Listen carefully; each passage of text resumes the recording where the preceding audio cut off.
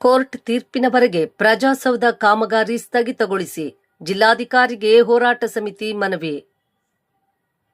ತಾಳಿಕೋಟೆ ಪ್ರಜಾಸೌಧ ನಿರ್ಮಾಣ ವಿವಾದ ಇದೀಗ ಉಚ್ಚ ನ್ಯಾಯಾಲಯದ ಮೆಟ್ಟಿಲೇರಿರುವ ಹಿನ್ನೆಲೆಯಲ್ಲಿ ನ್ಯಾಯಾಲಯದ ಅಂತಿಮ ತೀರ್ಪು ಪ್ರಕಟವಾಗುವವರೆಗೆ ಯಾವುದೇ ಆಡಳಿತಾತ್ಮಕ ಕ್ರಮ ಅಥವಾ ಕಾಮಗಾರಿ ಕೈಗೊಳ್ಳದೆ ಯಥಾಸ್ಥಿತಿ ಕಾಯ್ದುಕೊಳ್ಳುವಂತೆ ತಾಳಿಕೋಟೆ ತಾಲೂಕು ಹೋರಾಟ ಸಮಿತಿಯು ಜಿಲ್ಲಾಧಿಕಾರಿಗಳಿಗೆ ಮನವಿ ಸಲ್ಲಿಸಿದೆ.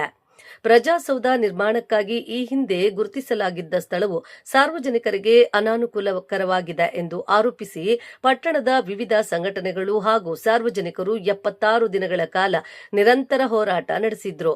ಈ ಹೋರಾಟದ ಹಿನ್ನೆಲೆಯಲ್ಲಿ ಜಿಲ್ಲಾಧಿಕಾರಿಗಳು ಸಾರ್ವಜನಿಕರ ಅಭಿಪ್ರಾಯಕ್ಕೆ ಮನ್ನಣೆ ನೀಡಿ ತಾಳಿಕೋಟೆ ಪಟ್ಟಣದಲ್ಲಿರುವ ಲೋಕೋಪಯೋಗಿ ಇಲಾಖೆಯ ಖಾಲಿ ಜಾಗವನ್ನ ಪರ್ಯಾಯ ಸ್ಥಳವಾಗಿ ಗುರುತಿಸಿ ಸರ್ಕಾರಕ್ಕೆ ಪ್ರಸ್ತಾವನೆ ಸಲ್ಲಿಸಿದ್ರು.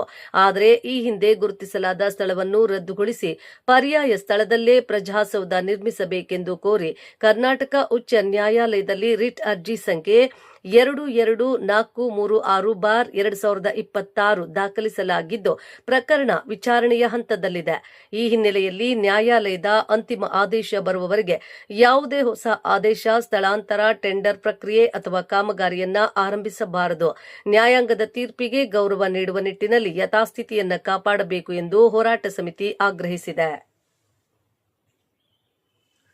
ಜಿಲ್ಲಾಧಿಕಾರಿಗಳು ಸಾರ್ವಜನಿಕರ ಹಿತದೃಷ್ಟಿಯಿಂದ ಪರ್ಯಾಯ ಸ್ಥಳವನ್ನು ಶಿಫಾರಸು ಮಾಡಿರುವ ಕ್ರಮವನ್ನ ಸಮಿತಿಯು ಸ್ವಾಗತಿಸಿದ್ದು, ಸರ್ಕಾರವು ನ್ಯಾಯಾಲಯದ ತೀರ್ಪಿನ ನಂತರ ಕಾನೂನುಬದ್ಧವಾಗಿ ಮುಂದಿನ ಕ್ರಮ ಕೈಗೊಳ್ಳಬೇಕೆಂದು ಒತ್ತಾಯಿಸಿದೆ. ಹೋರಾಟ ಸಮಿತಿಯ ಈ ಮನವಿಯಿಂದ ತಾಳಿಕೋಟೆ ಪ್ರಜಾಸೌಧ ನಿರ್ಮಾಣ ವಿವಾದ ಮತ್ತೊಮ್ಮೆ ಚರ್ಚೆಗೆ ಗ್ರಾಸವಾಗಿದ್ದು, ಈಗ ಎಲ್ಲರ ಚಿತ್ತ ಕರ್ನಾಟಕ ಉಚ್ಚ ನ್ಯಾಯಾಲಯದ ಮುಂದಿನ ವಿಚಾರಣೆ ಹಾಗೂ ತೀರ್ಪಿನತ್ತ ನೆಟ್ಟಿದೆ. ಈ ಸಂದರ್ಭದಲ್ಲಿ ಹೋರಾಟ ಸಮಿತಿಯ ಮುಖ್ಯಸ್ಥರು ಅಪರ ಜಿಲ್ಲಾಧಿಕಾರಿ ಡಾ. ಔದ್ರಾಮರವರಿಗೆ ಮನವಿ ಸಲ್ಲಿಸಿದರು.